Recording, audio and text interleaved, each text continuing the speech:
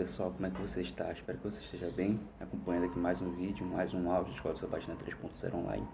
E hoje é dia 13 de janeiro e o título da lição de hoje é O Sinal de um Filho, baseado lá em Isaías capítulo 7, verso 14. Se você tem acompanhado os vídeos da semana, você tem percebido aí que ele vem falando sobre Isaías, mais especificamente ali no contexto de Acais, quando a Síria com S, se une com Israel para lutar contra Judá. E aí Acais, que era o rei de Judá na época, ele se vê numa encruzilhada de pedir a ajuda de Deus ou pedir a ajuda de um inimigo do inimigo dele. E Isaías tem a missão de ir lá conversar com Acais para convencer ele de que Deus queria ajudá-lo, mas precisava que Acais confiasse. E então, você viu nas lições anteriores que Isaías vai e fala para Acais: olha, Deus está dizendo que você pode pedir um sinal, provar ele de que ele está junto contigo. Mas Acais ele não acredita, né? E resolve não testar a Deus. Então Deus diz o seguinte: ó, já que você não quer testar, eu vou te mandar um sinal.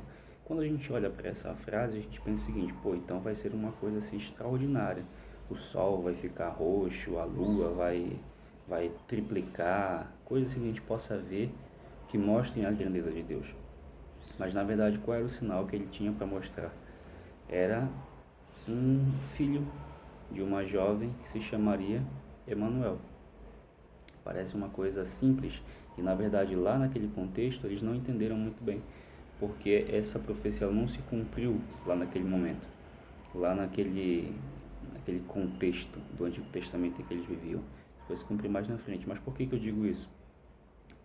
Porque é o seguinte, quando eles se referem a jovem, é uma mulher que ela está na idade de ter um filho. Então ela ou está casada ou ela ainda vai se casar. E talvez alguns acreditassem que fosse a esposa de Isaías, só que Isaías teve apenas 2 filhos, e os filhos deles não tiveram o nome de Emanuel, tiveram nomes incomuns, mas não foi chamado de Emanuel, então não era a descendência de Isaías.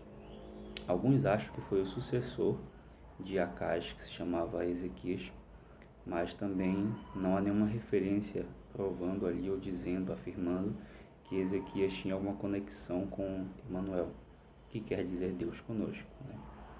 E um fato assim muito interessante é que um parto de uma mulher que ela não era casada ainda, ela traria, digamos assim, uma certa desgraça, porque seria um fruto de uma promiscuidade, seria um fruto de um relacionamento fora do casamento.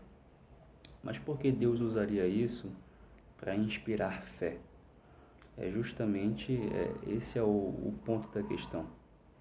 Porque, por exemplo, ele se refere, hoje a gente sabe que essa profecia se referia a Jesus, ao nascimento dele. Mas, por exemplo, a questão dela não ter se casado ainda e ter tido um filho, a gente não consegue explicar, né? São dúvidas que a gente não tem como explicar, mas também não é uma dúvida que prova que a Bíblia não seja realmente a palavra inspirada de Deus. E ela teve um filho quando não era casada ainda, mesmo ainda sendo virgem. E isso é uma coisa que a gente não vai conseguir entender. Mas no dia que a gente chegar no céu, a gente vai poder perguntar de Deus o que foi, como é que isso aconteceu, mais detalhes. Mas o que hoje a gente sabe é que Emanuel era um filho do divino, um filho da fé. Como é que uma virgem pode ter um filho não tendo tido relações? Isso, na verdade, inspirava a fé para Acais, porque Acais não tinha fé de que Deus poderia salvar ele e o seu povo do exército assírio do exército sírio com Israel juntos, lutando contra ele. Ele não tinha fé, por isso que ele não pediu o sinal. Mas essa profecia de que nasceria um menino de uma jovem virgem inspirava a fé, porque de mãos humanas a gente não conseguiria fazer isso, somente se viesse do divino.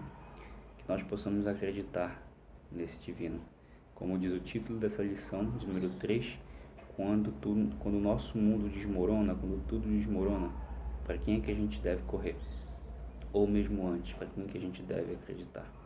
Então que nós possamos confiar nesse Deus que pode fazer coisas impossíveis aos nossos olhos, mas que os nossos problemas Ele pode também nos ajudar a passar por ele. Um forte abraço para você, até a próxima, tchau, tchau.